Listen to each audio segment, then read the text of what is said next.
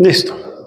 Bueno, buenos días. Vamos a ir arrancando entonces el día de hoy, chicos. Quiero iniciar con un par de temas asociados un poco a las consultas que me han hecho y que creo que vale la pena repasar. Esto lo habíamos visto en algún momento en el curso justamente de análisis de incertidumbres, ¿verdad? Pero yo creo que sí es importante repasar algunas cosas. Por ahí acabo de tomar una foto de esto que es un vernier digital, ¿verdad? Yo esperaría que este fuera ya un instrumento que ustedes manejen con bastante solvencia, ¿verdad? Este es un vernier digital analógico. Los vernieres digitales, ¿verdad? Cuando usted habla, es un vernier analógico, ¿verdad? No digital, sino analógico. Los analógicos en general tienen divisiones de escala típicamente o de 0,02 milímetros o de 0,05. Antiguamente se conseguían de 0,1 milímetros, pero ya casi no se consiguen. Este particularmente tiene una división de escala de 0,05 milímetros, como ustedes lo pueden ver por aquí, ¿verdad? ¿Cómo se lee este instrumento? Yo creo que esto es muy importante trabajarlo un poquito porque he notado algunas dificultades, ¿verdad? ¿Cómo se lee el instrumento por aquí? Entonces, quiero que vean lo siguiente, chicos. El instrumento tiene dos escalas. Principalmente me interesa que manejemos la escala en milímetros, pero también creo que es bueno conversar algo sobre la escala en pulgadas. Esta es la escala en milímetros. Sabemos que aquí tenemos 1 milímetro, ¿verdad? En este punto que está aquí. Este es un, digamos, entre línea y línea tenemos 1 milímetro. Aquí tenemos 1, 2, 3, 4, 5, 6, 7, 8, 9. Esto prácticamente está marcando 9 milímetros. Pero 1 milímetro de estos, lo que hacemos es amplificarlo a través de una escala que se llama la escala Vernier. La escala Vernier lo que nos permite a nosotros es poder hacer una subdivisión de ese milímetro en cierta cantidad de partes. ¿Cuántas partes? Depende de la división de escala. Y el número de partes en que usted divide, o el número de divisiones del nonio. ¿Qué es el nonio? El nonio es este tipo de amplificador que aparece por aquí. Este es el nonio, esto se le llama nonio, ¿verdad? El número de divisiones del nonio depende de la división de escala, es 1 entre D. Por ejemplo, en el caso de 1 entre 0,02 nos va a dar 50 divisiones de escala.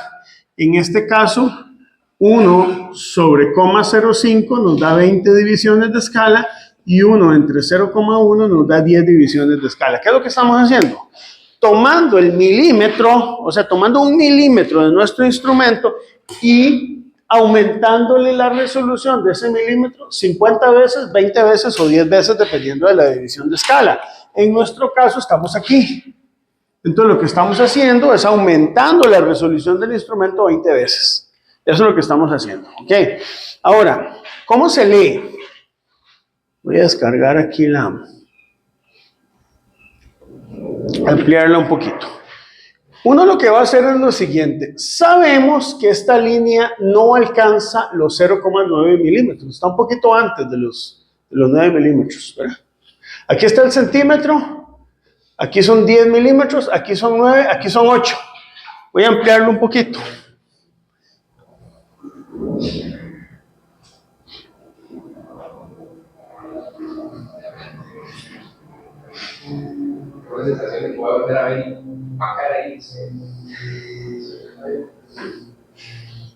No sé si lo ven ahí.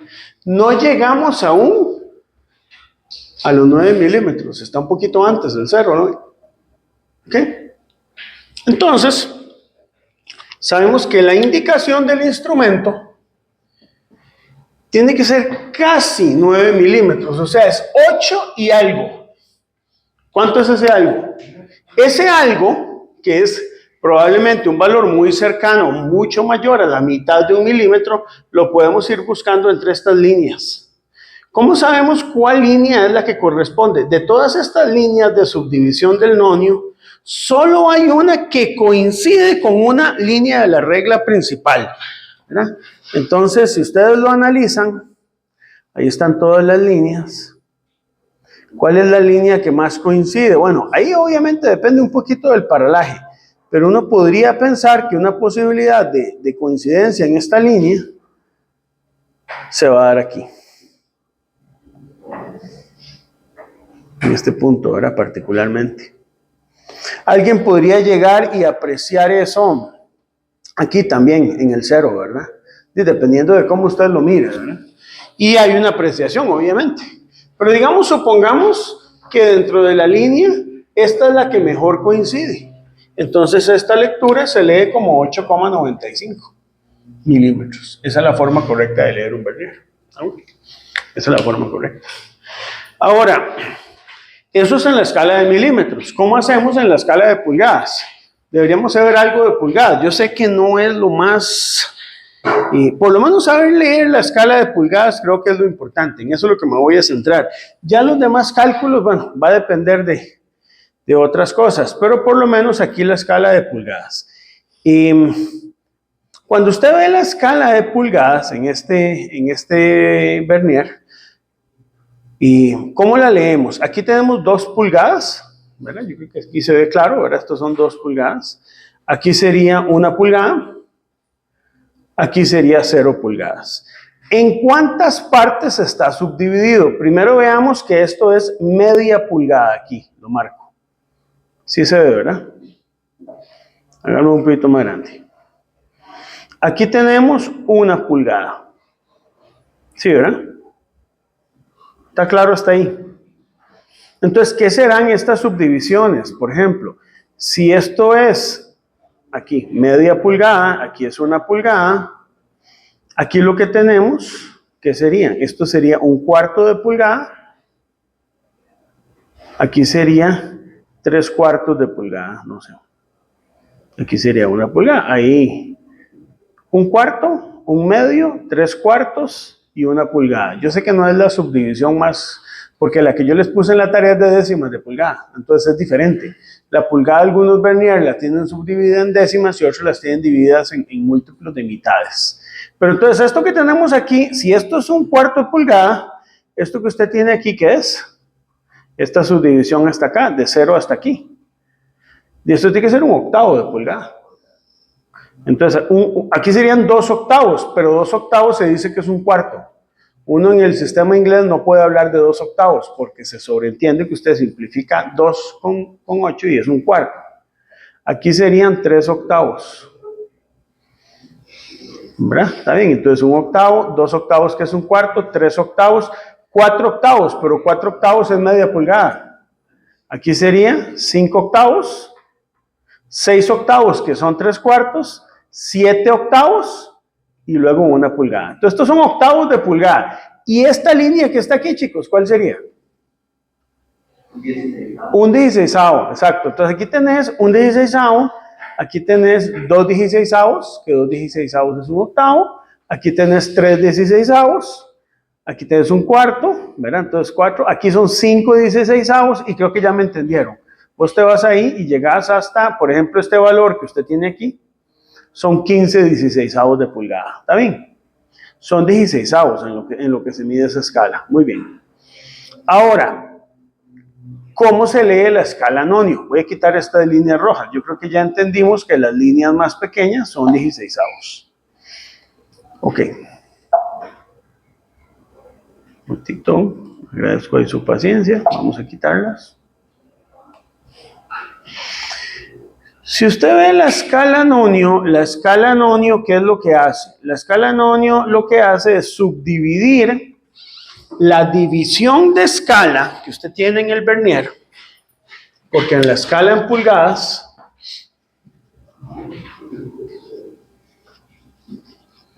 llegamos a que la regla principal, que es la regla que estuvimos analizando, la regla principal tiene divisiones de escala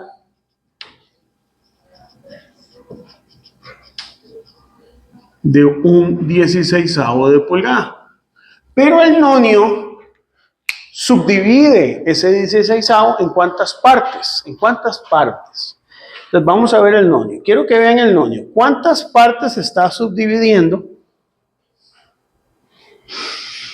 ¿Cuántas partes está subdividiendo ese 16avo? Vean el nonio aquí. Vean el nonio. Lo está dividiendo en 8 partes. Es decir, yo puedo agarrar este 16avo y dividirlo en 8. Significa que yo le puedo sacar la octava parte a un 16avo de pulgada. ¿Cuánto es la octava parte de un 16avo? Sería multiplicar 16 por 8. 128. Por eso la división de escala que tiene este instrumento es de 1 entre 128 pulgadas.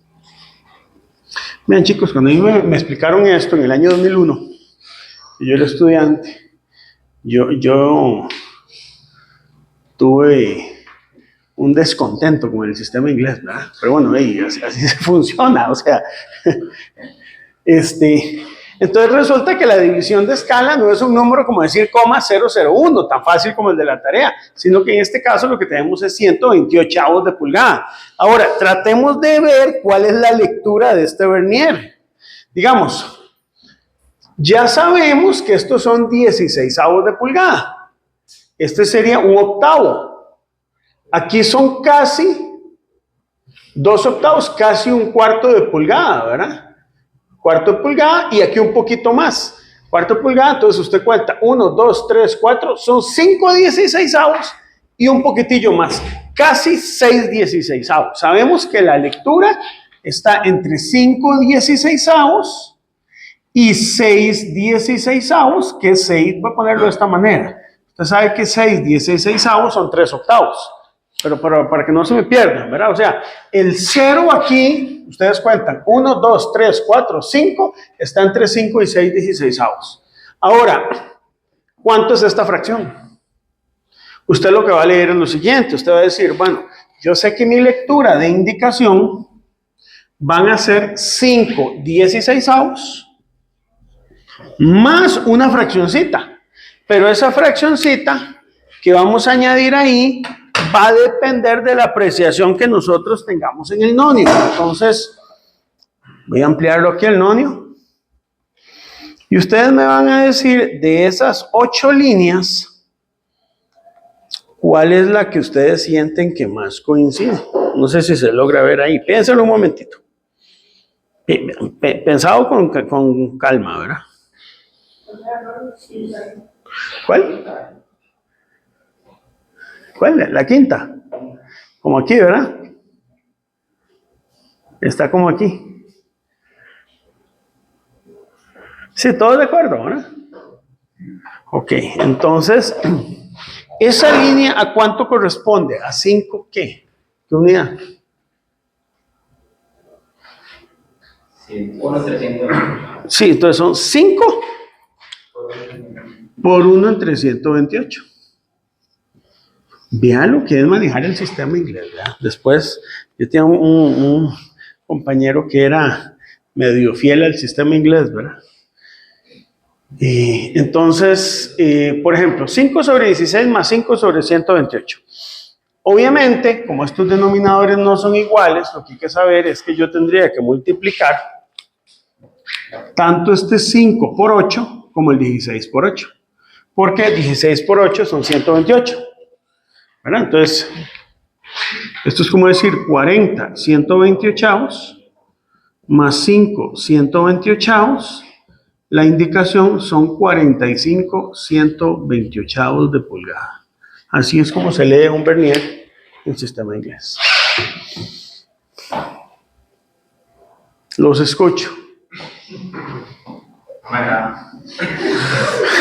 No, a mí tampoco, pues así los construyeron. Por eso les digo que por dicha existe el Sistema Internacional de Unidades, ¿verdad?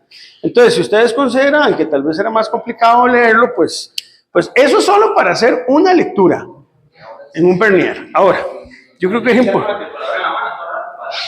Dieras que al final uno debería poderse acostumbrar a manejar esto, ¿verdad? 16 por 8 y casi siempre los múltiplos son productos que uno maneja, pero digamos que si uno está aprendiendo tendría que estar con la calculadora en la mano y no solo eso, sino que tenés que hacer interpretaciones un poco, o sea, no son muy intuitivo hablar en fracciones, 45 sobre 128.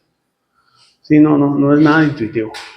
Pero todos los vernieres en pulgadas se leen así. No, hay unos que tienen decimales, como el de la tarea. Entonces ahí yo les dejo el de la tarea para que lo piensen, pero los decimales son más escasos. La gran mayoría de vernier lo que miden es en esta forma los analógicos. Los digitales, que ya vamos a hablar, usualmente sí te miden en décimas de pulgada. ¿Cómo? ¿Cuál? ¿La de 5 de 16?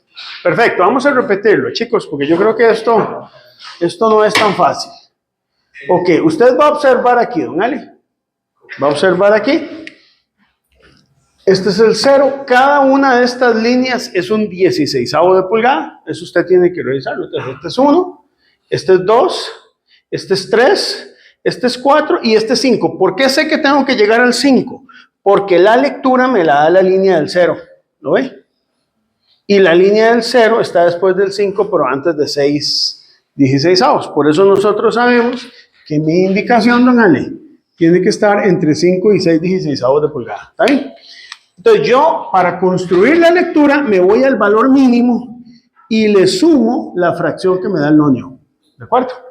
Entonces yo digo, ok, yo sé que son 5 16avos, que por cierto, vamos a ver, reexplicamos esto. Hay que tomar la indicación menor. 5 16avos, ya cuando uno está bien alineado, sabe que en términos de 128avos se obtiene multiplicando ambas partes por 8. Entonces 5 por 8 son 40 y 16 por 8 son 128. Es decir, que básicamente aquí en este punto son 5 16avos que equivalen a 40 128avos. No sé si eso está claro. Para manejar un poquito esto es un 16avo, pero un 16avo, ¿cuántos 128avos son? Son 8. Entonces usted puede sumar 8 más 8 más 8 más 8. Más 8, 5 por 8, 40 128avos, ¿ok? Pero esto hay que sumarle una fracción. ¿De dónde tomamos esa fracción? Esa fracción se toma de la indicación que mejor coincide con el nonio. Dale, ¿qué es esta? La del 5. Porque ya la del 6 se pasa, ¿verdad? Para acá. Y la del 4 no llega, pero la del 5 sí coincide. Entonces a esto le sumamos los 5 128avos. Y ahí tenés la lectura, que son 45 sobre 128 pulgadas. No sé si ahí te queda claro. La resolución que tenemos es un 128. No, hay de un 64 también. Y hay algunos más finos de un 512 o de un 256 pulgadas. De ahí hay de todos los tamaños. ¿Por qué lo hicieron así? O sea, ¿a quién se le ocurre una pulgada? En vez de dividirla en múltiplos decimales, dividirla en mitades, cuartos, octavos y... es cultural. O sea, chicos, vean ustedes, ¿a quién se le ocurre agarrar una medida y en vez de dividirla entre 10, dividirla, digamos, entre 60? ¿Verdad que hay que ser bien irracional para medir, digamos, usted tiene 1 metro, en vez de dividirlo entre 100 centímetros, lo divide entre 60 centímetros. Y cada centímetro entre 60 milímetros. Y no es lo que hacen ustedes con la hora al día. No es lo que hacen con la hora, el minuto y el segundo. ¿Por qué en la hora, minuto y segundo nos parece muy natural hacer eso, pero en el centímetro no? Bueno, algo parecido pasa con la pulgada, chicos. ¿Verdad? Entonces es un tema como más cultural por ahí, ¿verdad? Ok, eso es solo leer el vernier. ¿Cómo? Siempre hay una que coincide. Ahora, puede ocurrir algo, que hayan dos que coincidan. Porque es muy difícil distinguir, eso sí. No puede ser que ninguna coincida. Lo que puede ser es que hayan dos que parecen coincidir, que están muy cercanas. Aprecia alguna de las dos. Y si no la puede apreciar, toma la mayor. Pero siempre hay una que debe coincidir, si no, el nonio no sirve. Quiero mostrarles esta otra fotografía, chicos.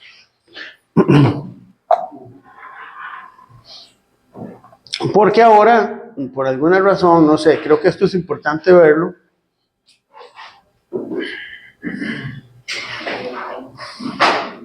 Aquí la ampliamos, yo creo que se ve bien.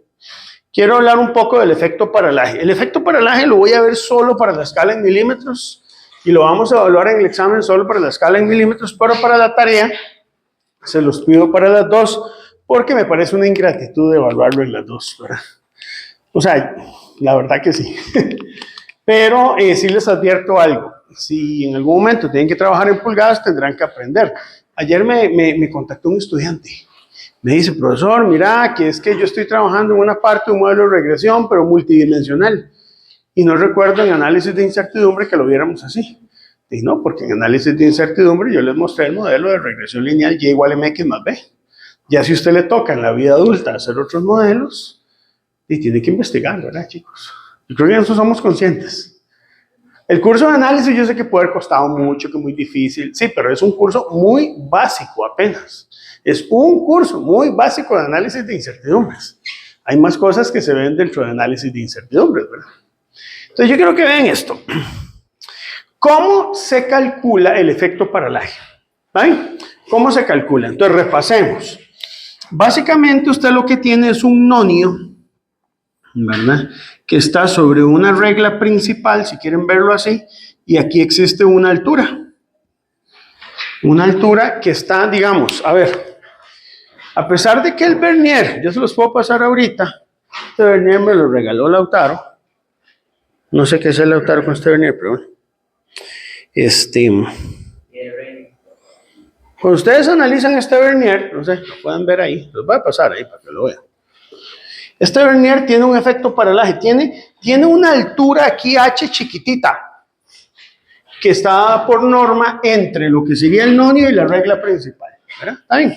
Entonces yo en la tarea les estuve dando alguna información, vamos a verla, que yo creo que vale la pena revisarla.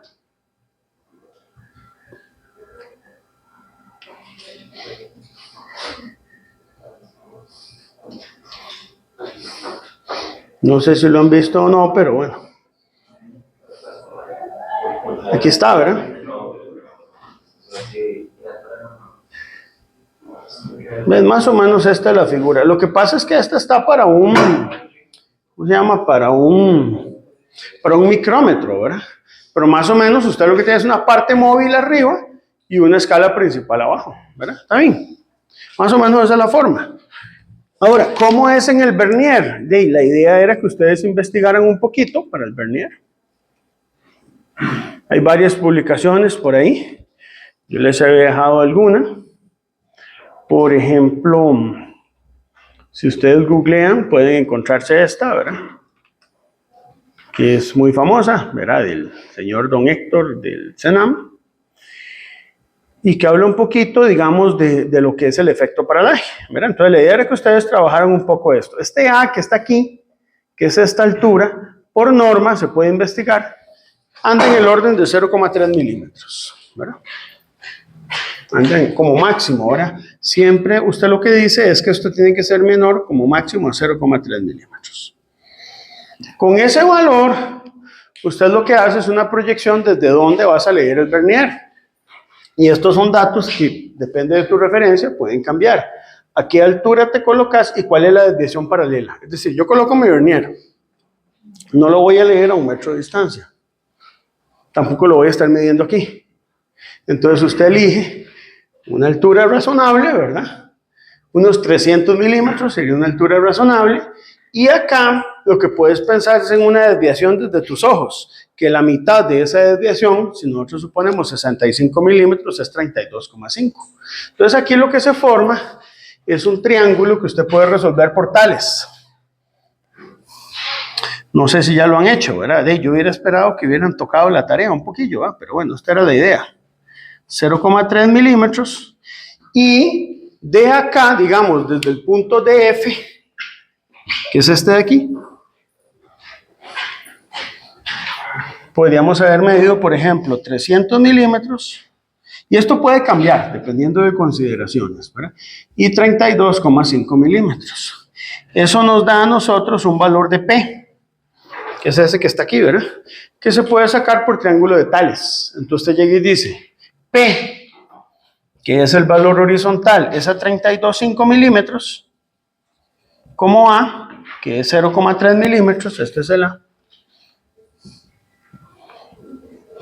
es a 300 milímetros, y de aquí despejamos el P, ¿verdad? Hasta ahí yo creo que el cálculo es muy evidente, ¿verdad? ¿Está bien? Eso nos da en milímetros. ¿Está bien? De ahí lo tienen que calcular. Ese resultado, si ustedes lo hacen pues por ahí bien, da ese valor que está por ahí, 0.0325.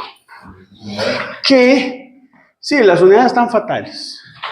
Las unidades son un golpe a la moral, chicos. Yo voy a escribir, sí, me disculpan ahí, que quede en el video, yo no fui el que escribí el artículo, ¿verdad? A veces los metrólogos somos contradictorios. Vean, uno de los libros que más me enriqueció a mí fue este que se llama, ¿cómo es? De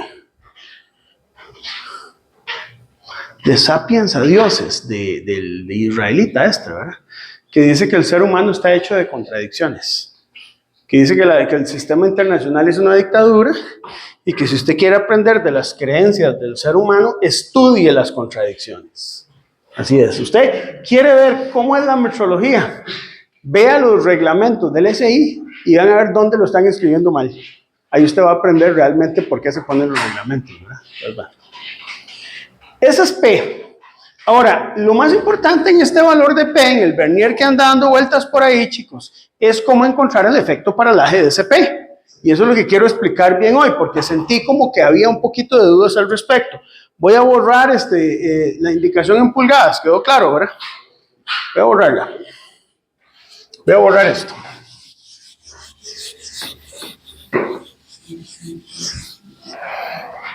Y vamos a analizarlo. La idea es lo siguiente. Primero, yo tengo que entender que el efecto paralaje genera sobre el nonio un error aquí horizontal. Es decir, yo puede ser que aprecie un poquito antes o un poquito después cuál es la línea que mejor coincide con la regla principal y eso genera un efecto paralaje. El efecto paralaje, ¿cómo lo vamos a determinar? El efecto paralaje lo hacemos convirtiendo ese valor de P a un valor de afectación en la escala de apreciación. Y eso lo vamos a obtener de la siguiente manera. Lo que hacemos es tomar el valor del efecto paralaje que yo calculé aquí, estos 32,5 micrómetros, vamos a multiplicarlo por la división de escala. Voy a llamarla D, ahí la llaman DM, pero voy a llamarla D. Y vamos a dividirlo entre el espacio entre divisiones de escala. Esta ecuación se puede simplificar un poco, ya vamos a ver cómo, pero primero expliquémosla desde primeros principios. Esta es una forma, donde el P se refiere al efecto paralaje, el D es la división de escala que yo tengo. Entonces, en el caso del vernier que yo tengo por ahí, ¿cuánto era la división de escala? 0,05 milímetros, ¿cierto? Esa es la división de escala de ese vernier que anda dando vueltas por ahí. Pero ahora venimos a un detalle importante. ¿Cuánto es el espacio de divisiones de escala? Es ese EV. ¿Cuánto vale ese valor de EV? Entonces quiero irme a la siguiente fotografía. Ahí está. Sí, pero vamos a tomarle la siguiente fotografía, porque si no yo lo veo y ustedes no lo ven. Digamos, este es el vernier. ¿Cómo sé yo cuál es el espacio entre divisiones de escala? Vamos a verlo en la escala en milímetros, ¿verdad? Ok. Usted cierra su vernier hasta 0. Ahí está, cerrado hasta 0, ¿verdad? Y te vas a dar cuenta de una cosa. El nonio, la escala del nonio que va de 0 a 0 tiene un tamaño. Hay nonios de 19 milímetros, hay nonios de 39 milímetros y hay nonios de 49 milímetros. Repito, la longitud de escala del nonio. Algunas típicas son de 19 milímetros, de 39 o de 49 milímetros, dependiendo del vernier. Si usted cierra este vernier, vas a medir desde 0 hasta donde llega el otro 0. ¿Y cuánto es lo que mide? 39. Este es un nonio de 39. ¿De acuerdo? ¿Qué quiere decir que sea de 39 milímetros? Significa lo siguiente. Significa que las 20 divisiones de escala están divididas en 39 milímetros. Entonces, significa que cada división de escala del nonio, o sea, el tamaño que usted tiene de aquí a aquí con solo apreciarlo es casi 2 milímetros. Pero ¿cuánto es realmente? Si todo el nonio tiene 39 milímetros, sí estamos claros que son 39, véanlo aquí. Llega hasta 39, ¿lo ven? 39 dividido entre la cantidad de divisiones de escala, que son 20 en este caso, ¿verdad? Nos va a dar, ¿cuánto? 1,95. Esto es lo que vamos a meter aquí. Ahora, yo sé que aquí se ven enredadas las unidades, porque yo usé micrómetros por un lado y utilicé milímetros por el otro lado. Pero usted sabe que aquí se cancelan y podemos obtener el valor del efecto paralaje en micrómetros. Ok, ¿cómo estamos hasta ahí, chicos? Sí. ¿Son normalizadas? Son normalizadas. Usted puede construir otra, pero normalmente usted encuentra en esas 3 divisiones de escala, ¿verdad? Entonces lo que usted hace es cerrar y ver en cuál de las 3 coincide, o medirla usted mismo, ¿verdad? Ahora, usted puede construir un vernier diferente y puede hacerlo, pero ahí no estaría normalizado. Sí, pero poder hacerlo, lo puede hacer. Usted puede hacer muchas cosas, ¿verdad?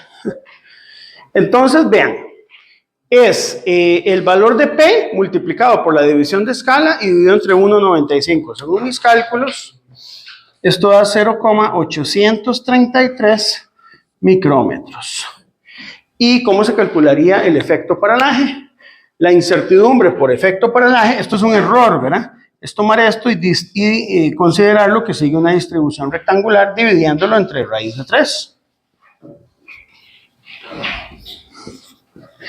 Dividiendo esto entre raíz de 3, si mis cálculos no fallan, es 0,481.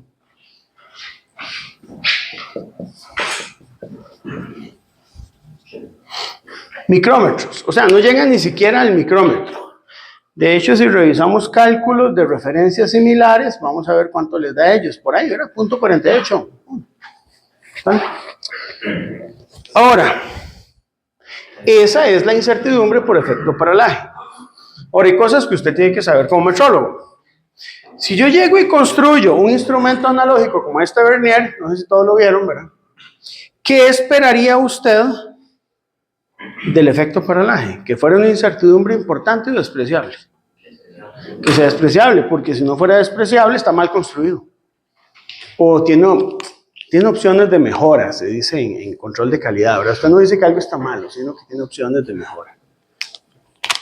Yo estoy convencido, chicos, que si uno las ideas del control de calidad las aplicara a la vida personal de uno, pero de verdad, usted dice, todos los días yo voy a ser mejor persona. En cualquier cosa, usted dice, bueno, hoy no tendí la cama, hoy la voy a tender. Mañana, no sé, no me tomé la pastilla de la gripe, hoy sí me la voy a tomar. Ayer me enojé con mi mejor amigo porque perdió mi equipo de fútbol, ya no voy a enojar. O sea, usted empieza a hacer mejoras en su vida, de aquí a 10 años usted va a ser una excelente persona. Eso es lo que se espera, ¿verdad? Eso es lo que se espera de los sistemas de calidad. Entonces, vean, 0,48 micrómetros es la incertidumbre por efecto paralaje. Aquí la pregunta, chicos, bueno, la pregunta es la siguiente. ¿Cómo sé yo si esa incertidumbre es relevante o no es relevante? Entonces, mi recomendación es compararla con la incertidumbre de resolución. La resolución es la división de escala entre raíz de 12. La división de escala es 0,05 milímetros.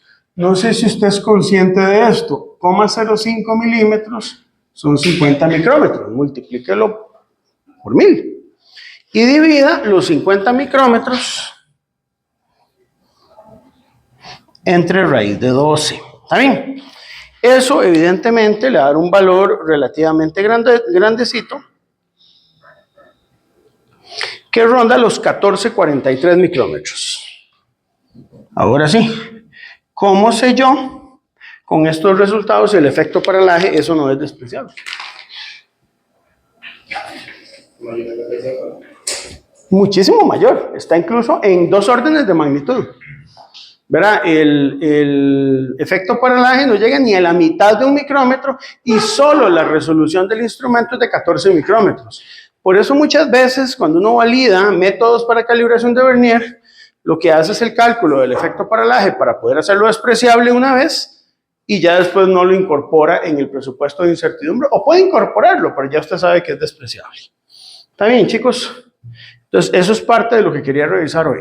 No sé si este cálculo está claro. Esa división de la regla principal. Es la división de escala del vernier. Digamos, el vernier tiene una división de escala aquí en el nonio, dice 0,05. Okay. No es la de la regla principal, porque la de la regla principal es 1 milímetro, Gabriel, sino la que te da el nonio, la que te da el instrumento como tal. ¿Ok? ¿Está bien? Ok. No lo voy a hacer aquí, pero sí se los dejo por ahí si quieren hacerlo. Podríamos hacer un cálculo similar en la escala de pulgadas. Nada más hay que tener un cuidado, que esta relación no es exactamente así, ¿verdad? Ahí se los puse en la tarea. ¿Por qué aquí? Porque es que yo sé que son 20 divisiones de escala. Porque la escala nonio lo que acorta es 1 milímetro entre este número de partes. Pero en el caso de la división en pulgadas, lo que tenemos ya no es un 1, sino probablemente un 1. Digamos, vamos a ver, voy a explicarlo de esta manera. Creo que vale la pena explicarlo. Digamos, en la escala en pulgadas la cosa cambia un poquito, porque si usted analiza el nonio de la escala en pulgadas, recuerden que esto era un 16avo. Entonces vos lo que estás haciendo es subdividiendo aquí un 16avo, ¿ves? El nonio ya no llevaría una relación de 1 entre 0,05, porque es que estos dos están en milímetros, sino que lo que vamos a tener es básicamente una escala de un 16avo de pulgada, dividido, ahora sí, entre la división de escala, que es 1 sobre 128, ¿verdad? Ahí. Entonces, lo que tenés ahí ya no es una relación de 20, sino de 128 entre 16, que eso te va a dar 8 partes. Ya no estas 20, ¿verdad? Entonces, conociendo esas 8 partes, hay que ver de qué tamaño es la longitud de todo el nonio. El nonio va desde 0, pero vea que este no termina en 0. Ahora resulta que el nonio termina en 8. ¿De qué tamaño es ese nonio? ¿Cuánto es cada una de estas divisiones? Un 16. Entonces, ¿qué tamaño tiene este nonio? 15 16avos. Entonces resulta que si usted quiere ahora calcular el efecto paralaje, va a tener que hacer la longitud completa del nonio, que son 15 16avos, dividido entre esto, que son 8. Y eso te va a dar en pulgadas el valor del EV que se va a utilizar en esta ecuación. Cambia un poco. No voy a evaluar en el examen el cálculo del efecto paralaje en pulgadas porque me parece una grosería. Pero sí manejar el efecto paralaje para instrumentos que midan en milímetros. En la tarea les dejé el cálculo del efecto paralaje para 1 micrómetro, que lo estuvimos viendo en el curso anterior también, ¿verdad? No sé si para los que estuvieron en ¿cómo se llama? En laboratorio les pidieron hacer ese cálculo, ¿verdad? Pero es importante, ¿verdad? Para un tambor micrométrico, cómo calcular el efecto paralaje. Si usted, digamos, ahora que estamos empezando la práctica de temperatura con instrumentos bimetálicos, ellos tienen un indicador. Tenemos que saber cómo calcular el efecto paralaje, ¿verdad? Entonces es importante manejar eso. ¿Está bien? Entonces creo que era importante hacer ese repaso. Eso es lo primero que quería ver hoy. No sé si hay preguntas con eso, chicos. Ok. Segundo, el otro punto que quería ver hoy tiene que ver un poquito con la guía SIM, ¿verdad? Y quería enfocarlo desde el punto de vista conceptual.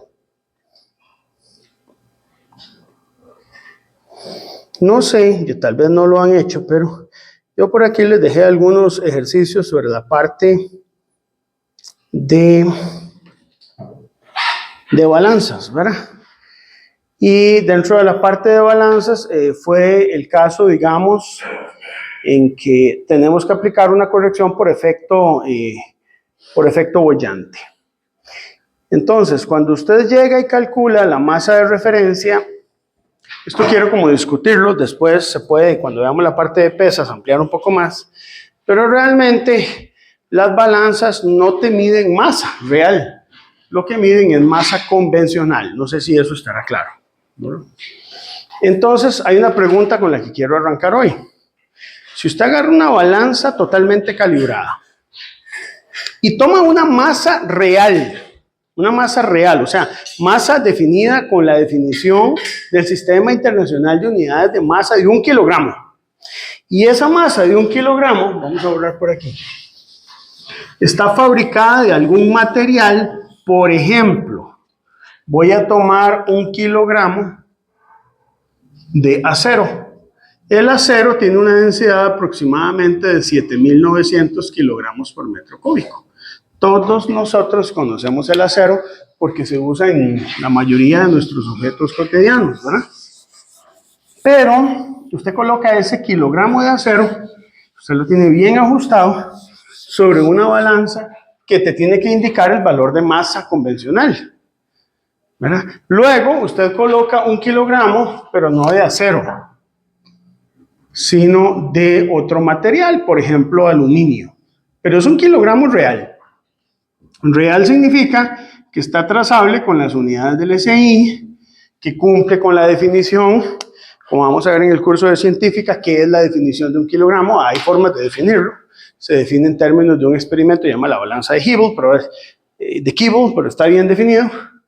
Y ahora usted coloca cada uno de esos 2 kilogramos. Pero ojo la pregunta, porque esto se enseña mal en las escuelas. Usted agarra el kilogramo y lo coloca en la balanza, el de hierro, el de acero. Anota el valor que le dio. Lo quita y coloca sobre esa balanza el de aluminio, que también es 1 kilogramo, ¿cuál pesa más y cuál pesa menos? La pregunta parece tonta, ¿no? ¿Cuál es más pesado? Respuesta que usted hace sin pensar, son iguales. Porque los dos son 1 kilogramo, ¿cierto? Eso le enseñaron sus maestras en la escuela. ¿Usted sabe que eso es mentira? No pesan igual.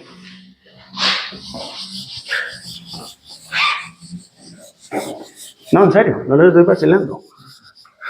Entonces usted dirá, ok, ¿dónde me perdí? ¿Dónde me perdí? No pesan igual.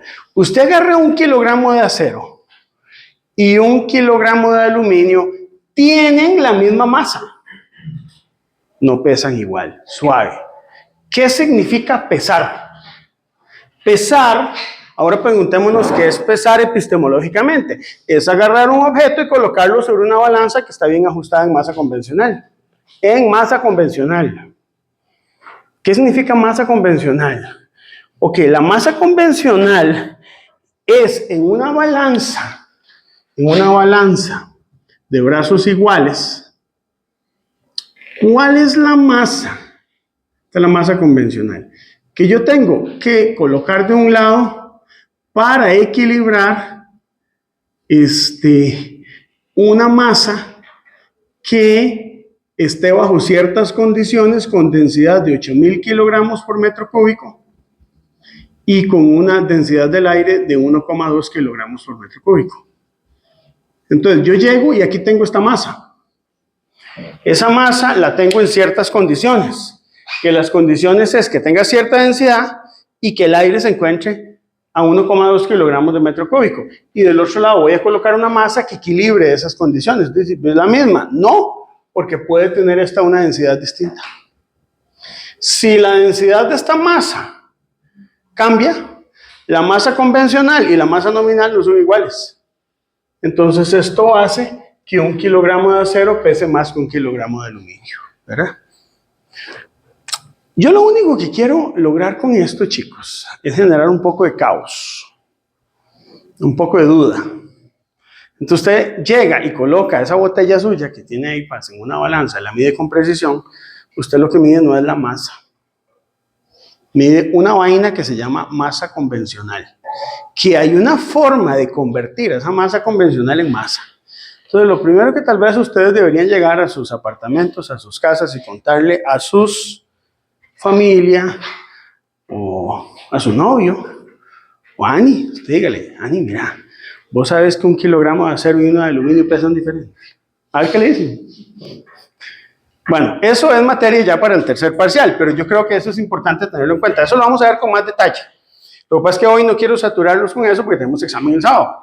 Pero lo que quiero decirles es que esto tuvo que haber sido resuelto. Hubo gente que tuvo que resolver esto, porque usted puede decir, de no, hagamos pesadas al vacío.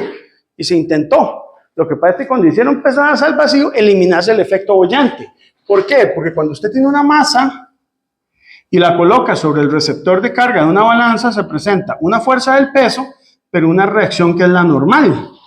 Lo que la balanza mide es la normal. Pero no nos estamos olvidando de algo. Aquí falta una fuerza en el balance de equilibrio estático. ¿Ahora cuál es? La fuerza del efecto boyante. La fuerza del efecto boyante corresponde a la densidad del aire por, es el peso del fluido desplazado, el peso de la cantidad de aire que yo desplacé debido a la pesa. Entonces, esa cantidad de aire es la masa de aire por una gravedad y la masa de aire es el V de aire por el volumen de la pesa multiplicado por la aceleración gravitacional. Eso se llama efecto boyante, ¿verdad?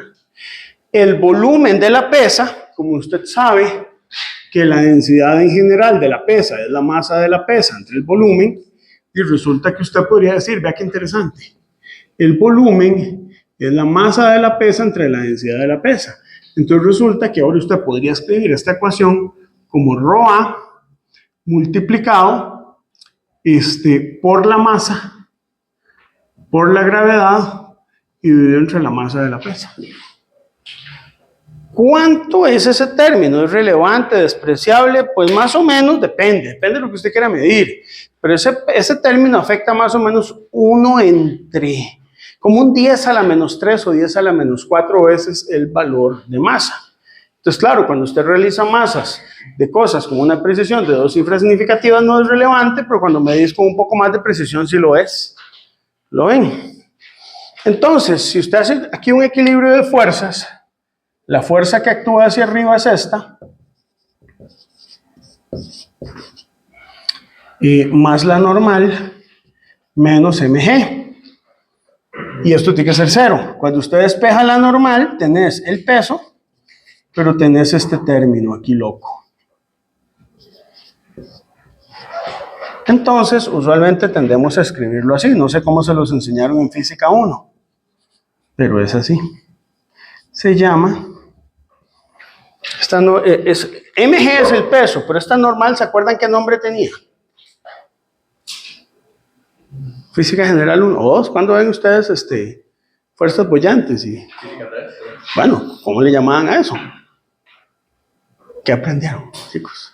Se llama peso aparente. ¿Se acuerdan? Es el peso aparente. Y este factorcito es un factorcillo chiquitillo, porque usualmente las densidades del aire tienden a andar en el orden de 1,2 y las de los aceros en 8000. Claro. Entonces usted ajusta, usted realmente lo que está midiendo en una balanza no es la masa, es la masa aparente.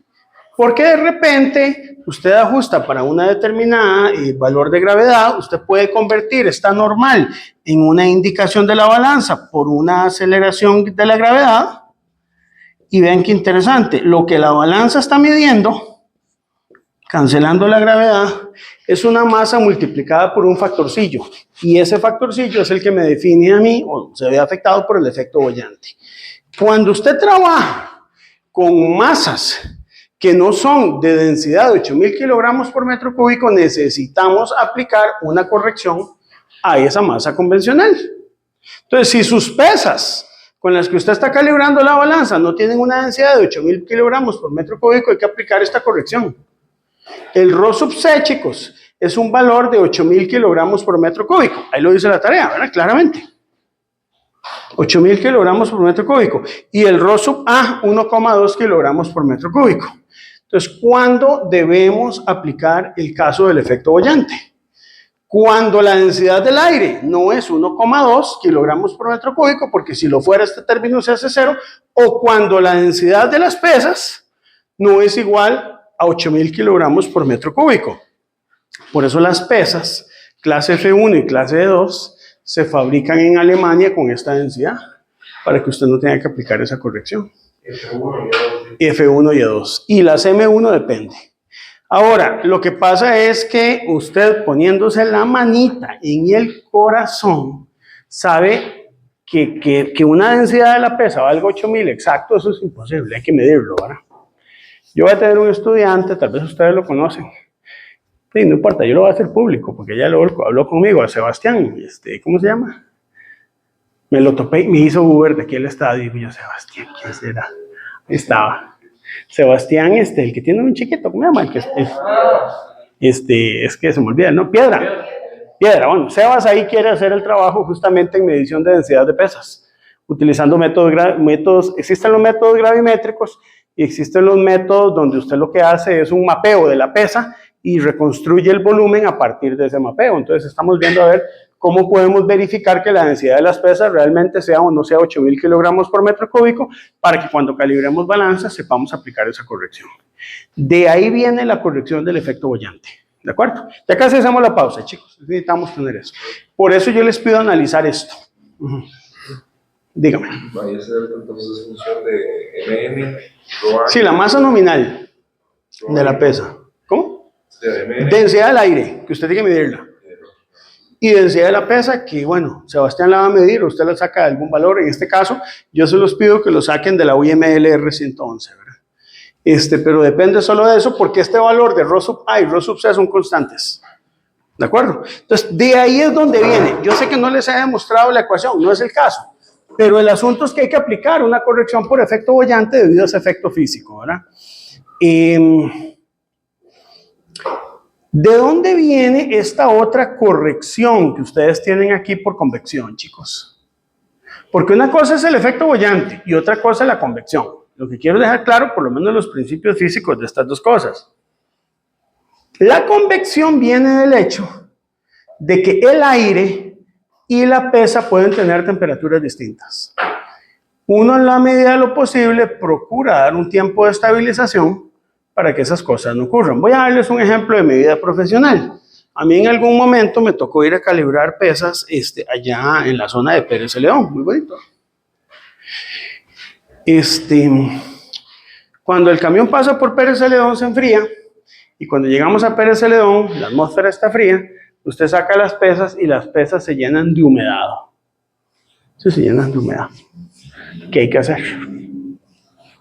Hay que esperar. Se limpian, pero hay que esperar a que la temperatura de las pesas coincida con la temperatura del aire ambiental para evitar que ese efecto boyante se vuelva importante. Entonces, el efecto boyante se puede cuantificar midiendo la temperatura de las pesas y la temperatura ambiental y calculando esto. Pero lo ideal es reducirlo al máximo.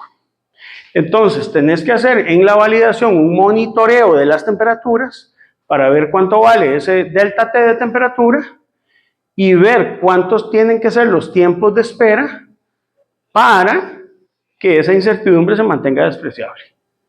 ¿Verdad? Eso es validar. Entonces, cuando usted valida, usted hace una cuantificación de incertidumbres para asegurarse que esa incertidumbre sea despreciable. La ecuación no está en la guía SIM. De hecho, hay que buscarla en otro documento que se llama Tendencias para Calibración de Balanzas, cuyas referencias vienen de otro documento del BIPM. O sea, se pueden conseguir estas constantes. KV, KH, esta MC es la masa convencional, que la vamos a tomar como masa nominal en kilogramos, y el delta T, que es la diferencia de temperaturas entre el patrón y el ambiente, ¿verdad? Esta ecuación, lo que yo les pido aquí en la tarea es lo siguiente. Originalmente está para trabajar en kilogramos y con una diferencia de temperatura en grados Celsius, ¿verdad? Pero hay que tener en cuenta una cosa. Si esta diferencia de temperaturas vale 0, este término parece entrar en una vaina ahí que se cancela, ¿no? Bueno, cuando vale 0 es porque el efecto de convección no es importante y se elimina este término. Cuando el delta T de convección vale 0, no es que esto se indefine, ¿verdad? Como en L'Hopital, no se puede hacer eso. simplemente ese efecto desaparece. Pero cuando el delta T es distinto de 0, sí hay que considerarlo. Y bueno, cuando usted investiga, resulta que el KV y el KH dependen si el delta T es positivo o negativo. Y además vienen dados para kilogramos. Si usted quiere convertir esto a gramos, no tenemos los valores. Entonces, aquí usted tiene dos opciones. La opción del ingeniero industrial, que usualmente no es muy bueno calculando, que va y se busca una referencia para ver cómo se hacen gramos. Y no la va a encontrar. Entonces se desespera y me andan llamando. ¿Dónde está el documento? El ingeniero industrial es vacilón, porque él lo que quiere es el documento que le digan cómo ir al baño. El documento que le digan cómo limpiar la... No hay. No hay documentos para todas las cosas que uno hace. El ingeniero físico piensa diferente. ¿Cómo documento, cómo construyo el conocimiento a partir de la ecuación que yo tengo? Usted puede hacer una conversión de unidades. Claro, las conversiones hay que tener cuidado, porque todo esto tiene que darte, por ejemplo, está actualmente en kilogramos con un factor en kilogramos. ¿Cuál debería ser el factor si yo quiero que esto me dé gramos? Bueno, hay que pensarlo. Ese es justamente el ejercicio que les estoy pidiendo en la tarea. Que conviertan esto a una ecuación donde yo pueda trabajar esos coeficientes en gramos, porque van a ser importantes, ¿verdad? Yo no sé a los que hicieron la tarea conmigo en laboratorio cómo consideraron esta ecuación, pero sería bueno revisarla. Está bien, vamos a ver. Esos son los dos efectos importantes de lo que hemos hablado por ahí. Entonces, chicos, recomendación para el examen. Cosas que tienen que saber para el examen. Aparte de toda la parte de teoría, de qué es metrología legal, de qué son los organismos internacionales, necesitamos manejar lo que es efecto paralaje, cálculo del error de indicación, el efecto de expansión térmica, ¿verdad? Ese tipo de cosas, poder manejarlas. ¿Qué pasa, por ejemplo, si yo tengo un bloque patrón a una determinada temperatura y otro a otra determinada temperatura? ¿Cómo sé yo si tienen la misma longitud, si están en temperaturas diferentes? Tengo que llevar esos bloques hasta una temperatura de referencia que es la de 20 grados Celsius. ¿Cómo calcular efecto paralaje? ¿Verdad? En todos los instrumentos que sean analógicos. Y cómo manejar lo que es la parte de calibración de balanzas, ¿verdad? Es importante también, chicos, que conozcan y me puedan explicar el método de enlaces sucesivos. ¿Se acuerda que lo vimos aquí? ¿Para qué se usa el método de enlaces sucesivos? ¿No acuerdan? Para calibrar las básculas también. Sí, exacto. ¿Y por qué no las calibramos con el método normal? No sé. Tengo una báscula de 0,50 toneladas porque simplemente no llego y lo calibro con pesas. Porque no tenemos pesas suficientes. Correcto. Hay que hacer enlaces. Usted tiene que poder tener la capacidad de describir cuántos son los enlaces que se tienen que considerar. Entonces, vea que ya va avisado que voy a preguntar en el examen. ¿Está bien? ¿Está bien? ¿Cómo? Todo lo que usted le dé la gana puede traer. Mis exámenes, mientras sean individuales, yo no tengo ningún problema que usted traiga lo que le dé la gana. Sí, yo funciono un poco diferente, chicos. Ayer hablaba con algunos de mis estudiantes en laboratorio que no sé cómo lo forman en el TEC, pero digamos, yo no creo en esos exámenes que usted llega y le quita todo al estudiante, lo encierra en una cárcel de Guantánamo allá en Cuba, ¿verdad? Porque no puede ver nada, y lo pone con una hoja de papel, con un cronómetro calibrado, porque si se pasa un segundo ya perdió el tiempo, al responder 4 preguntas que las puede dar la inteligencia artificial. Eso para mí no tiene sentido que sea un examen, ¿verdad? Para mí yo creo que a nivel de ingeniería, un examen tiene que ser productivo. Yo tengo que poder medir sus ideas y la forma en que usted defiende sus ideas. Entonces, por ahí yo les dejé un examen parcial, el del semestre pasado. Trabajen las 2 tareas, les voy a dar chance el jueves a medianoche, por ahí la llorada que se pegaron. No, es que después me puse a pensar, ¿tienen examen de cuántica? Algunos, yo sé que no todos. Y yo sé que no es mi culpa, pero me parece muy poco empático, ¿verdad? No entender, salir de un examen de cuántica y llegar a pedir en este curso como si fuera el único curso que existe, ¿verdad?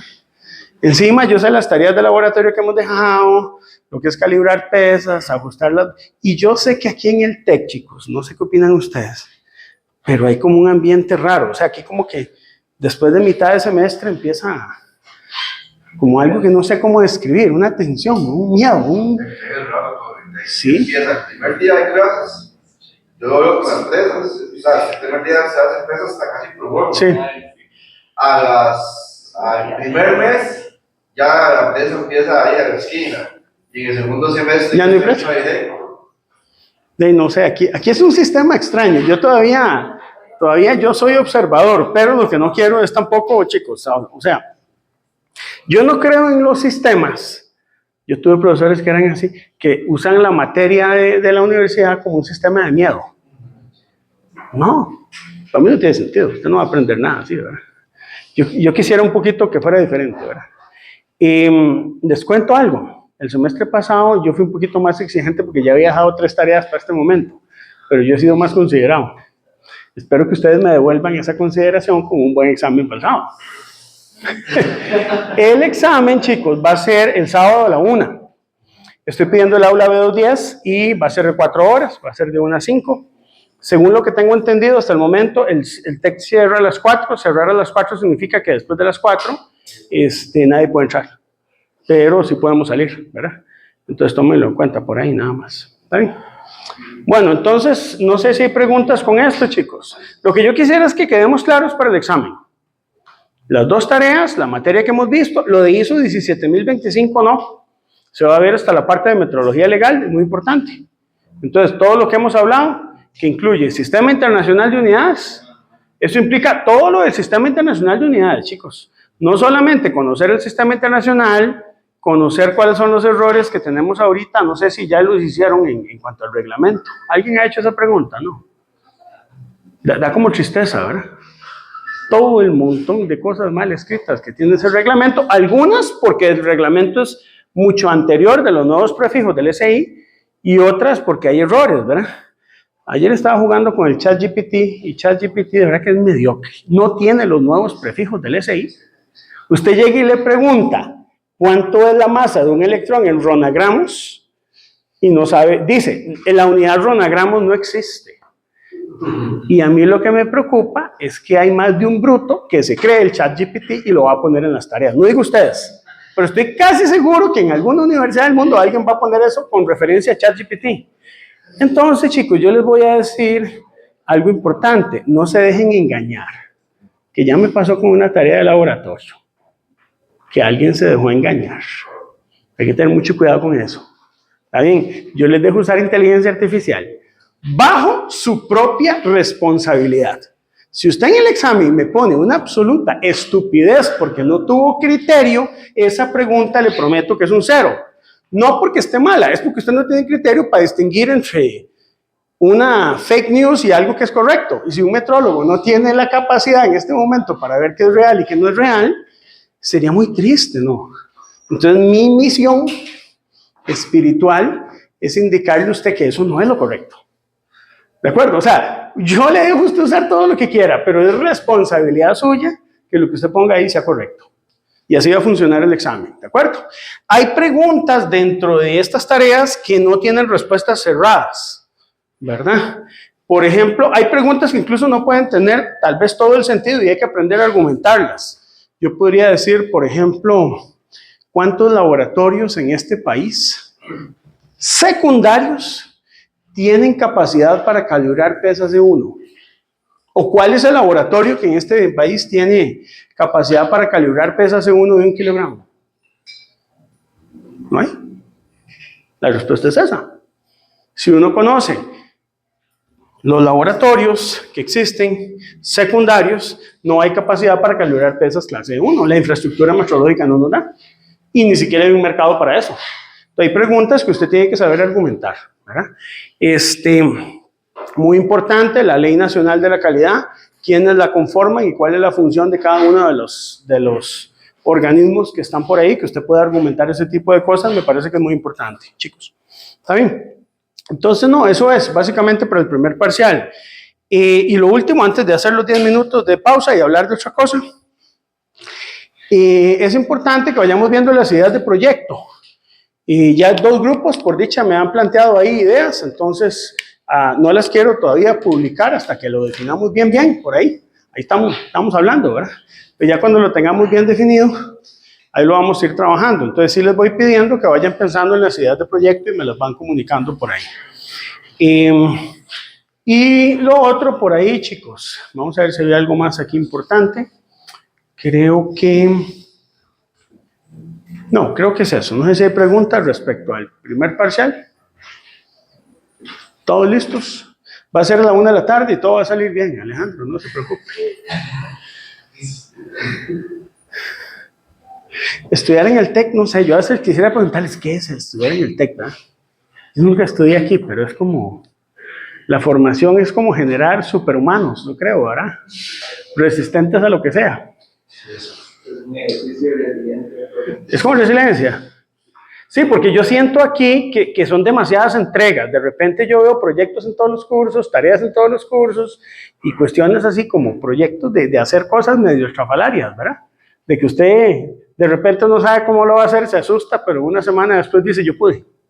Pero no todos los proyectos. Sí, o sea, Hay cosas de elementos de computación que no hicieron. Bueno, eso también, de ahí un riesgo por cosas que no se hacen, ¿verdad? Ve, a mí me decía María Fernanda Quesada, la conocen, ¿verdad? Que ella siente que le faltó un poquito más de formación aquí, allá en Italia, que está sacando la maestría, ¿verdad?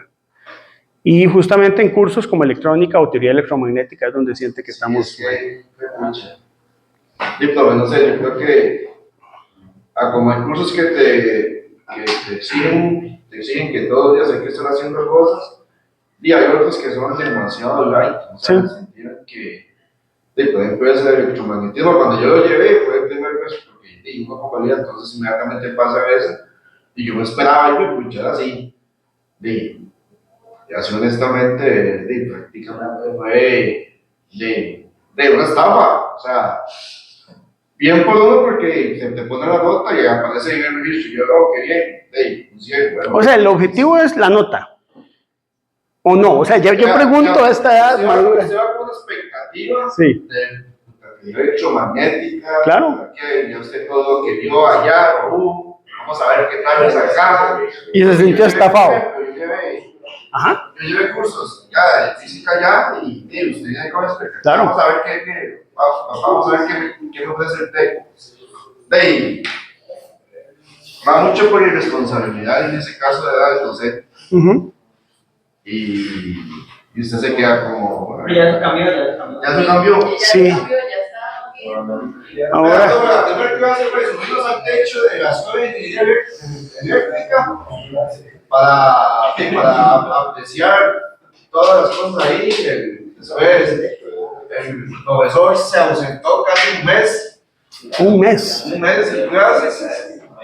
Un mes pasó engripado. Nos ponían las disquetareras ahí. Y eran los exámenes. Pero ahí. Yo ni siquiera tuve clases. Vea, a mí me dijeron en algún momento que la versión del curso tenía que ver con atender lo que eran ondas de radio y ese tipo de cosas. Entonces dije yo, perfecto, en Laboratorio de Metrología 2 voy a poner una práctica de construir un sistema para que pudieran capturar la señal del WWD, ya que aprendieron. Digo yo, si no aprendieron eso, por lo menos me dijeron que aprendieron eso y no saben hacerlo. Entonces fue como muy triste para mí. ¿Cómo calcular, cómo saber el tamaño de una antena? O sea, no. Entonces, bueno, no, yo sé que han habido mejoras en el curso. Yo espero que ahora está en una mejor versión, Paz. ¿Por dónde se aprende? Profe, yo no me preocupé tanto por eso. Porque yo ya había llevado, o sea, sí, claro, estamos de acuerdo. Sí, pero hay gente que no. Exactamente, yo me quedé. O sea, y yo me quedaba, entonces yo mis compañeros que no vieron o no disfrutaron lo que es sufrir con el electromagnetismo de verdad, o sea, lo que es parir con un curso de esos. Bueno, no sé, yo ahí tengo mis diferencias, yo creo que hay que disfrutar las cosas. O sea, pero te entiendo que el punto es que usted tiene que aprender. Exactamente. Y no puede simplemente tener una nota a cambio de, no sé, de hacer algo, porque eso me parece que no es ético. Bueno, chicos, vean, 10 minutos, pueden ir al baño. Para que se traigan algo. Listo. Bueno, chicos, continuamos. Un par de cositas. La primera fue una consulta que me hizo por ahí Ana Laura, que yo creo que es importante aclarar, ¿verdad? Es importante que manejemos lo que son las reglas de decisión. ¿Cómo estamos con eso, chicos? Sí, ¿verdad? No metí mucha práctica, solo metí un ejercicio de ejemplo, pero es un ejemplo. Pueden haber más ejemplos, ¿verdad? Entonces, la parte de reglas de decisión es muy importante, porque a veces... y basado en tu pregunta, voy a aprovechar para hacerlo, ¿verdad? a nosotros nos dicen una tolerancia. Por ejemplo, yo te digo, vea, la tolerancia de un termómetro es de más o menos 2 grados Celsius. Y uno dice, ¿qué significa eso? Significa que la lectura que yo tengo podría estar, la lectura real, yo llego y hago una lectura, pero la lectura real puede estar 2 grados Celsius por arriba o 2 grados Celsius por abajo, de la lectura del valor real.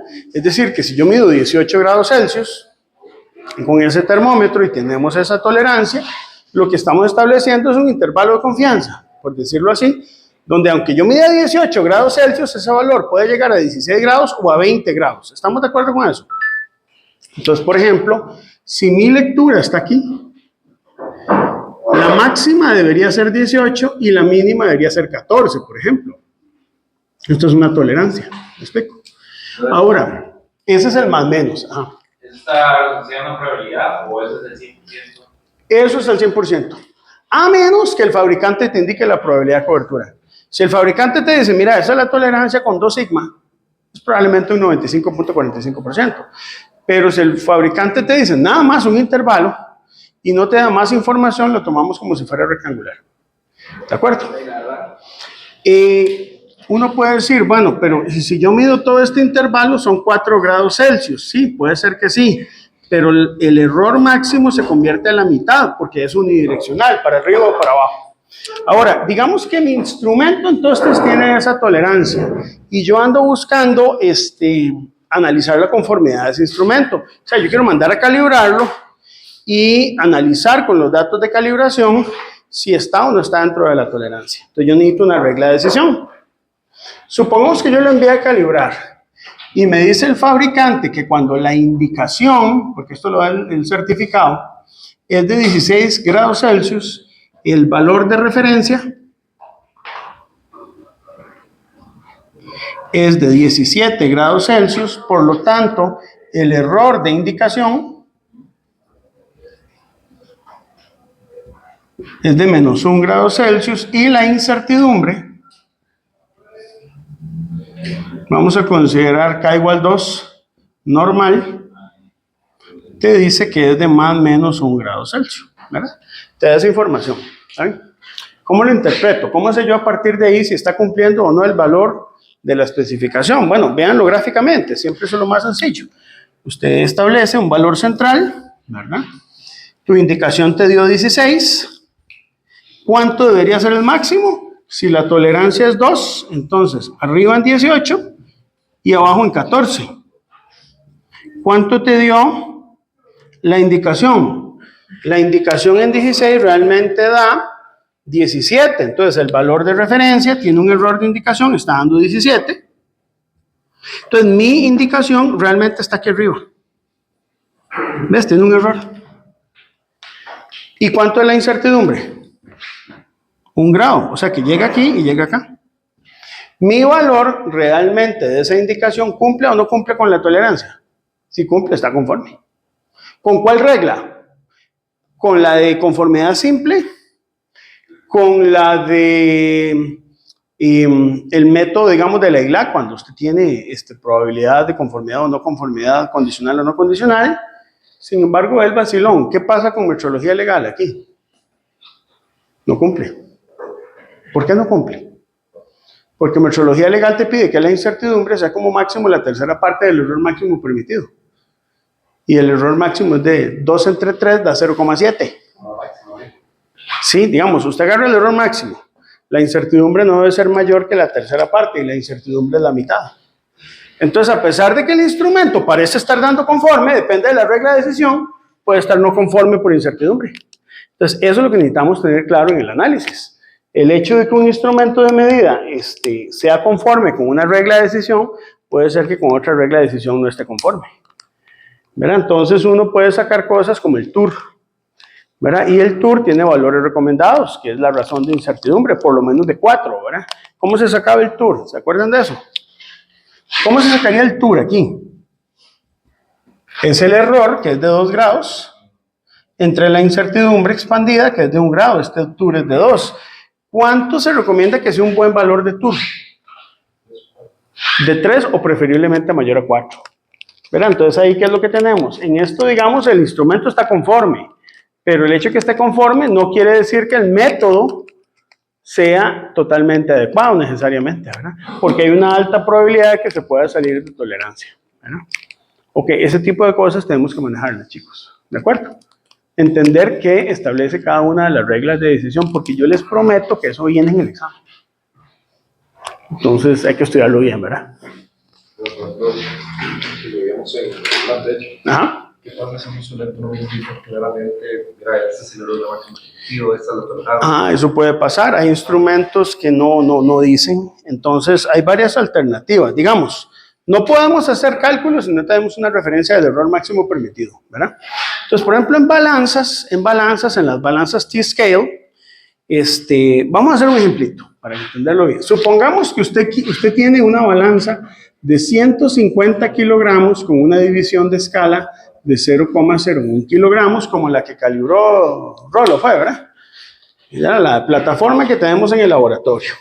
Usted busca el manual del fabricante y no nos dice absolutamente nada. Entonces, vamos a verlo. Yo sé que puede ser repetitivo, pero esto vale la pena. Yo me puedo ir a algún documento de referencia. Y aquí voy a ser totalmente transparente. Lo ideal es que mi fabricante me diga cuáles son los errores, ¿sale? Pero si no los tiene, vamos a buscar algún documento de referencia que nos pueda ayudar. Voy a utilizar la recomendación internacional OIMLR 76. Vamos a ver si la encuentro por aquí. Un momentito, les agradezco su paciencia. La OIML.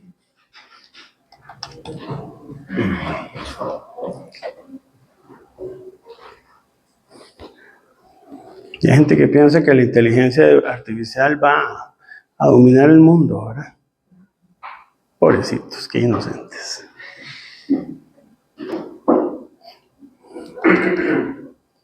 En el siglo XIX se pensaba que las computadoras iban a dejar sin trabajo a la gente.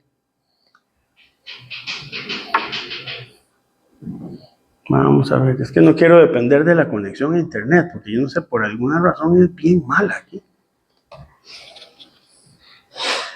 Yo no sé si esto, o puede ser que sea por zonas, ¿verdad? Yo no sé cómo funciona aquí el TEC. Vamos a verla aquí.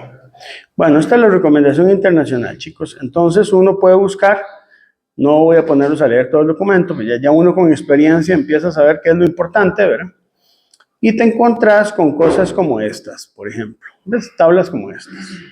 Dice errores máximos permitidos en verificación de modelo, ¿vale? Entonces uno puede decir, bueno, ya que no tengo una tolerancia, pero por lo menos yo puedo esperar que esa balanza tal vez tenga alguna verificación de modelo en alguna parte del mundo, tal vez no aquí en Costa Rica, porque la metrología legal en Costa Rica no abarca esto, aunque debería abarcarlo, ¿verdad? Aquí usted compra balanzas, las trae del país que usted le dé la gana y las vende en el mercado al precio que usted le dé la gana. Nadie le interesa si son precisas o no. La gente en este país, si da un valor, piensa que está midiendo bien. Usted nunca desconfía del instrumento, ¿verdad? Yo les comenté, ¿verdad? Eso que me pasó en Riteo una vez, que a un jefe de estación, ¿verdad? De ahí el taxímetro le marcó más. Decía, pero aquí siempre me cobran, qué sé yo, 900 colones y usted me está cobrando 1.500. Ahí llega y le paga los 1.500 al taxista. Resulta que el taxista al día siguiente tiene que llevar el taxi al Riteo. Y se le quedó por 1 metro. Entonces, ¿qué le dijo la jefe de estación? De eso fue lo que marcó. Que quiera pagar preinspección. Entonces le salió más caro, ¿verdad? Así somos, ¿verdad? Aquí la cosa es personal, ¿verdad? Aquí lo que interesa es si al presidente le levantamos la inmunidad o no. No la cantidad de votos, no el porcentaje. Es el show, ¿verdad? El tamalito de Figueres. Eso es lo que interesa. No, aquí en metrología tenemos que ser más fríos. Entonces, usted agarra esto. Primero, la tabla, ¿cómo leerla? Eso ustedes tienen que ser expertos cómo leer una tabla, porque no es lo que usted piensa, es lo que la tabla dice. La gente piensa, esto es masa. Y sí, porque la M usted la usa para masa. Y no, sería bueno leer que dice que para cargas M está expresada en intervalos de verificación. Entonces, ¿qué significa M en este caso? Es agarrar la capacidad máxima, ¿verdad? Y dividirla entre el número de intervalos de verificación. Entonces, esto nos da 15.000. En la norma costarricense se pusieron con M. ¿Cómo? En la norma costarricense se pusieron con M.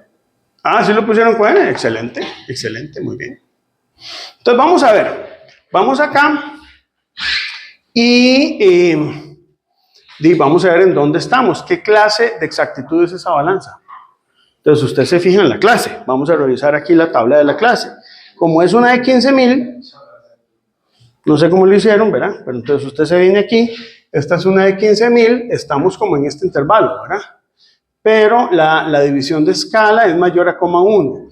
Entonces anda como por acá, más o menos. ¿Verdad? Estrictamente es un clase 2 con división de escala de más de 0,1 gramos.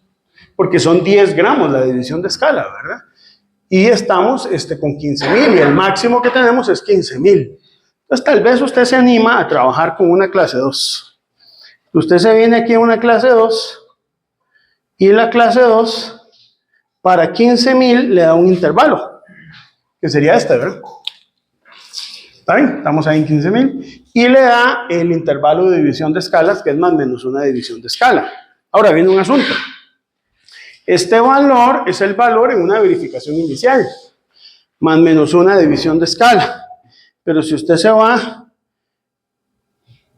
a esta línea, dice que los errores máximos deben ser el doble de la verificación inicial. Esto es metrología legal, no es metrología industrial, pero son el doble. Entonces usted puede pensar que como ya esa balanza está instalada, ya no es una división de escala el error máximo permitido, sino que el error máximo permitido lo tomemos como más o menos 2 veces el valor de E.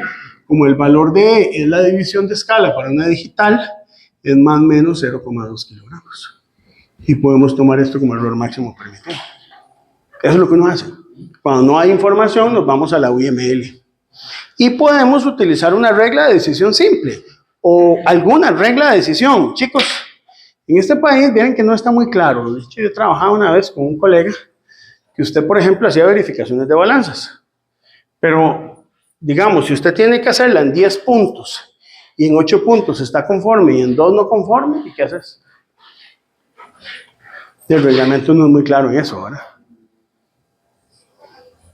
La mayoría de los puntos están conformes, pero hubo 2 que no. ¿Y qué haces? La vida está en las zonas grises, ¿verdad? Los balances de la planeato, todas tienen su certificado, ¿sí? No. Las balanzas, de hecho, digamos, usted tiene que calibrarlas para generar los certificados. Ahorita, en este momento, no. Ahorita se usan para las prácticas de laboratorio, pero tenemos certificados de calibraciones hechas con nuestras pesas. Pero, o sea, me refiero, ¿es este error permisible? Se puede tomar de la norma, pero si lo dice el fabricante. Si lo dice la UML, por ejemplo, la balanza de 6,100 gramos tiene verificación de modelo y te dice cuál es el valor de E. La balanza de doble rango tiene verificación de modelo y te dice el valor de E. Pero además el fabricante da una ficha técnica y en él ya da más información. Entonces prevalece la información que tenga la balanza propiamente, ¿verdad?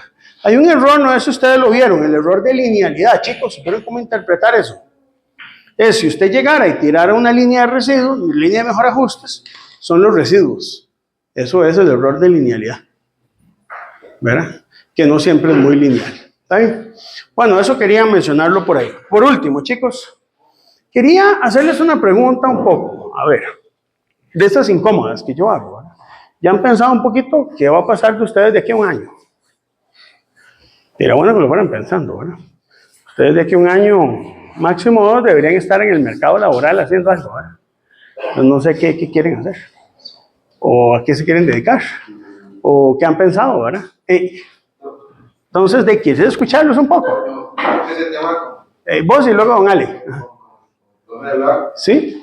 Yo nos decía que, o sea, que como que hemos llevado, pues sí, yo como estaba hasta un grado técnico de ir a un laboratorio de metodología. Sí, claro. Entonces yo le decía a él de que, o sea, que hace más que las pruebas no pide salidas laterales, aparte de licenciatura en ingeniería física. Que no sean metrología. Que sea, por ejemplo, como enseñanza, que ya ustedes después de 3 años te dan un MT1, MT2, sí. Y eso te da como para ir a trabajar. Entonces eso sería como, no sé. Bueno, esos son los sistemas de calidad, don Julián. Y justamente el que existan ese tipo de grados es porque hay una reglamentación y un sistema de calidad que insta que usted siga mejorando y estudiando, ¿verdad? No, pero me refiero a que digamos que para ir uno, digamos, al mercado y ganar experiencia laboral en la parte de metodología, sería tal vez como algo como que la persona pues, si tiene que seguir estudiando, pues, tiene que seguir estudiando y que, digamos, tenga, digamos, un respaldo. Sí, aquí no, aquí hay falta. Que, ¿sabes que los papelitos hablan? Estamos de acuerdo, aquí falta un poco esa parte. Sí, tal vez bachillerato no, porque, o sea, A ver, el tema es que el ingeniero físico resultó ser un bicho raro en el mercado, Julián, porque muchos de los que están en metrología no son ingenieros. Es más, ni siquiera necesariamente tienen formación profesional. Pero hey, ustedes vienen a competir y meterse en el mercado con una oferta diferente. se la voy a decir así. Hace como 15 días ya yo ya hacer un trabajo de metodología, ¿Sí? a una persona que estaba hablando de metodología. Y yo, mae, ¿yo por qué estoy haciendo esto a esta persona? Y ella, pues, y yo le cobré, y ella me está pidiendo mi ayuda de algo que ya sabe. Lo importante es que usted cobró. Ah, sí, Ya está, estamos bien. Ahora, en la parte filosófica es, la gente necesita ayuda. El hecho de que estés trabajando en metrología no quiere decir que lo sepas todo y vos vas a dar una perspectiva diferente, pero más bien de eso es su valor. O sea, más bien usted debe pensar, no, Alves, ¿por qué me contrata a mí si yo soy que no? Es que más bien partamos del hecho de que yo sé cosas y le puedo aportar cosas a esa persona que no sabe. Y ese es tu valor agregado.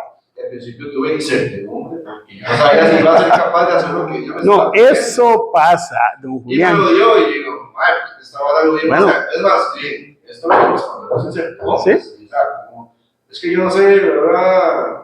Pues, Bueno, ya tuvo su primera experiencia que es vencer el miedo, ¿verdad? ¿Don Ali?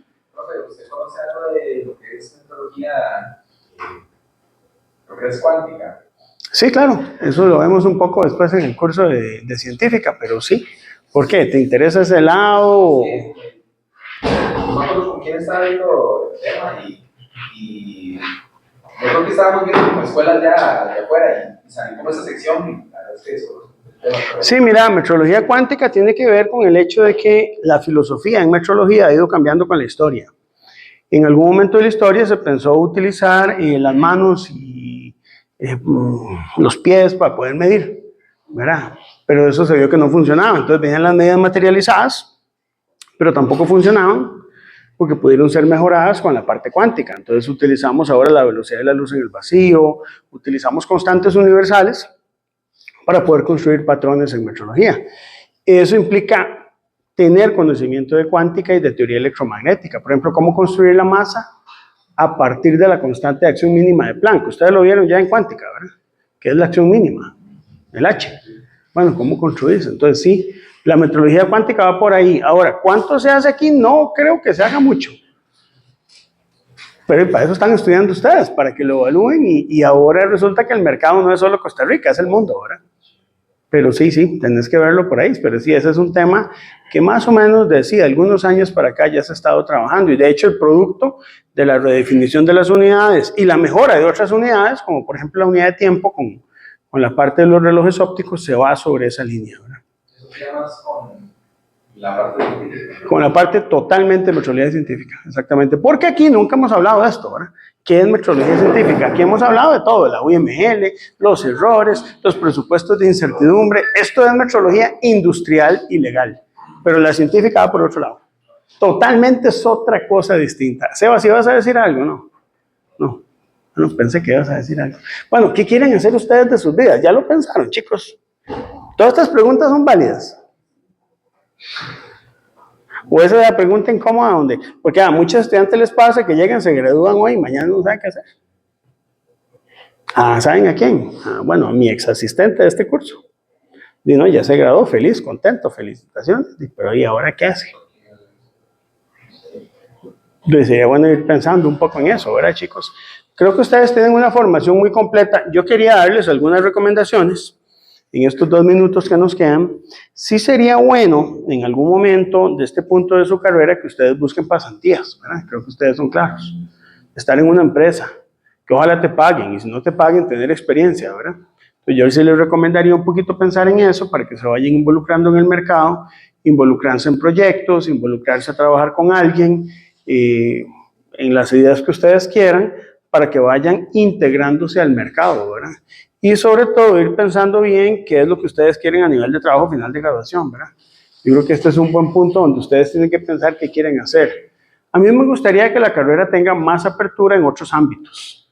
La verdad, yo creo que la parte computacional debería estar más abierta y creo que deberíamos tener una interacción con la parte electrónica, pero no sé qué piensan ustedes, porque aquí no se recibe curso de electrónica, ¿verdad? En esta carrera. ¿O sí? Circuitos, sí, ¿verdad? Pero es que circuitos es la base como tal, uno en esa carrera no tiene que ensamblar nada. No ensamblan nada, no hacen ni un... Sí, o sea, en el laboratorio sí. Bueno, pero digamos, el laboratorio de circuitos se mantiene en un punto didáctico, ¿verdad? No Claro. de generación en sí. Ya. Aparte se supone que Instru 1, Instru 2 también deberían de cubrir esa parte. Sí. No, Instru 1 y Instru 2 ahí está en proceso de... Es que hay mucho de todo ahí que tenemos que ir cambiando. Eventualmente, chicos, yo lo que les pediría a ustedes es, no sé si ustedes sienten, pero esta carrera le falta personal, ¿verdad? Pero Yo- es una carrera nueva, o sea, Sí, claro. tiene también que entender ese que es. Sí, ¿qué pasa si se nos va Alan de vacaciones? O sea, para otro país, o Joana, o me voy yo para Australia. Sí, de repente, ¿qué hacemos? ¿Verdad? Entonces, esa parte yo creo que es importante pensar en algún momento en reinserción de personas aquí, ¿verdad? Y lo ideal no es que solo sean en metrología. Yo hablo en metrología porque sé que es lo que sé hacer, chicos, pero yo no soy ingeniero físico. Pero yo creo que en las áreas de computacional, incluso en la parte electrónica, creo que se necesita un poquito más de fortaleza. ¿Verdad? Pero bueno, es una visión. Yo un poco por eso les pregunto qué es lo que quieren hacer de sus vidas. Yo creo en este proyecto. De una vez lo digo. El tema es que creo con una mejora continua paralela. Ustedes van a ser de las primeras generaciones y yo creo que eso les va a dar un valor agregado. Evidentemente, ¿verdad? Hay gente aquí muy buena. En general, todos ustedes son muy buenos. Hay gente que destaca más brillante que otra, como todo en el mercado, pero yo creo que todo el mundo tiene virtudes. O sea, y todos ustedes tienen virtudes en diferentes ámbitos, ¿verdad? Y yo no sé si ustedes son conscientes de eso. Ya usted se detectó cuál es una virtud suya. Puede dar capacitaciones en metrología y cobrar, perfecto. Ya es algo más que usted descubrió. Me contaron que usted es muy bueno en el DJI. Perfecto, entonces ya usted tiene esa experiencia.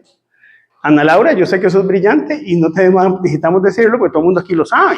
Entonces aprovecha esa jupa que tiene usted. Don Brandon, esa iniciativa suya me encanta. Usted es una persona que perfectamente puede manejar grupos de trabajo, tener liderazgo, bueno, utiliza esa virtud. Sebas, vos sos una persona muy empuñada. Yo creo que usted puede llegar a donde usted le dé la gana con suficiente esfuerzo. Entonces tenemos que reconocer eso, ¿verdad? Juan, usted es muy bueno. Usted concentrado, tiene muy buenas ideas y yo creo que puede llegar, pero concentrado, ¿ah? Usted dice, voy a meterle fuerza a esto y podemos llegar a alcanzar muchas cosas, ¿verdad? Entonces, ver un poquito, yo creo que es importante que uno reconozca esas cosas. No sé cuántos de los profesores a ustedes les dicen las cosas buenas que ustedes tienen. Rolo, usted es muy integral, eso me gusta. Usted es una persona que yo creo que no es fácilmente comprable su conciencia, me parece. Y eso es una virtud que es muy buena. ¿Por qué? Porque la plata va a llegar. Si usted se preocupa que mira, que quiero plata hoy, no, la plata va a llegar. Usted trabaje éticamente y la plata va a llegar. Eso es muy importante, ¿verdad? Don Ale, obviamente, ha sido una voz muy clara en esta carrera, ¿verdad? Entonces yo tengo que reconocértelo, ¿verdad? Tienes grandes iniciativas y yo creo que en general la Asociación de Estudiantes ha tenido una cara muy particular desde que has estado ahí en comunicación. La parte comunicativa es importante.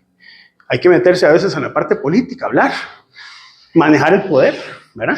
Paz, obviamente vos sos brillante, no lo vamos a negar, y usted lo sabe, y conoce usted sus virtudes. Creo que el trabajo en equipo es una de esas.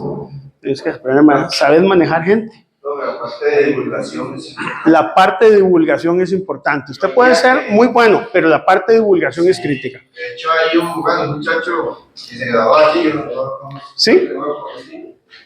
que está contando su experiencia de posgrado y sube videos a TikTok, que cada video que hace. Sí, yo lo conozco. Claro, fue estudiante mío. Y eso es parte de él. Y ¿Sí? quien quita que en algún momento llega a tener tantos seguidores y empieza a, ¿cómo se llama? Monetizar un paquete de eso. Bueno, sí, ahora. Se ve en otros países y hay ingenieros físicos que ganan más con lo que suben en redes de que con la misma profesión. Bueno, y véanlo, también es parte de una opción de mercado, chicos. reconozcan sus virtudes. Necesitamos hablar de eso. Y para la próxima clase ocupamos hablar un poquito de eso. Necesitamos hacer ese análisis personal. ¿En qué soy bueno o buena? ¿Y qué puedo hacer con eso? Yo creo que eso es importante que lo reconozcamos, chicos. ¿Ven? Bueno, quedamos aquí.